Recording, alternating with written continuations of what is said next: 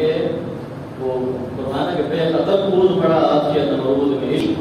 اب ابراہیم علیہ السلام کو نظر نہیں آ رہا تھا وہ نمرود ہے، بادشاہ ہے، اور اگر میں ڈٹا ہوا ہوں تو ڈٹا رہوں گا تو مجھے مطلب وہ آپ سامنے ڈر رہی ہے اور آگ میں ٹائم دیا گیا ہے. تو فرمایا کہ بے خطر کود پڑا آسیہ نمرود میں عشق، عقل ہے بے تماشائی لبے بام بھی.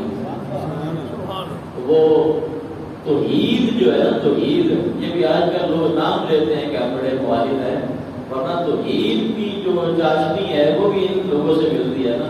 حضرت ابراہیم علیہ السلام کو جب پھینکا گیا آگ میں تو جناب جبریل امین علیہ السلام حاضر ہوئے اور عرض کرتے ہیں کہ اللہ کے نبی آج میں آپ کی اگر آپ مجھے موقع دیں تو میں آپ کی خدمت نہ کروں، یعنی کہ آپ کو بچا لوں یہاں سے.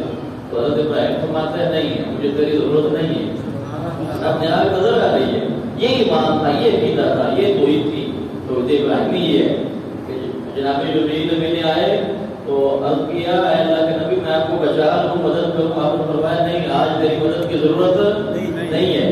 تو پھر انہوں نے کہا کہ چلے رب سے مانگ لو مدد.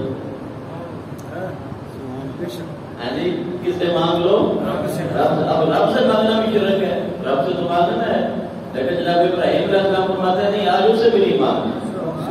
آج مانگنا نہیں ہے. کیوں؟ کیونکہ اسے پتہ ہے جس کے لیے میں جا رہا ہوں نا، اسے پتہ ہے کہ یہ حالت میرے لیے جا رہا ہے، میری وجہ سے جا رہا ہے، میرا نام لینے کی وجہ سے جا رہا ہے.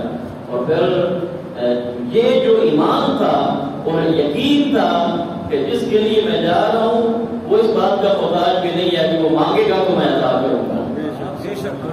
ٹھیک ہے نا. اس نے لاج رکھنی ہے اپنے بندے کی. اور کیسے لاج رکھی؟ قلنا یا نار کونی بردم وسلاما علی ابراہیم. اللہ رب العالمین نے آگ کو حکم دیا کہ آگ کا ابراہیم آ رہا ہے تو زیادہ ٹھنڈی بھی ہو جاؤ، اتنی زیادہ ٹھنڈی بھی نہ ہو جانا کہ برف پا جاؤ.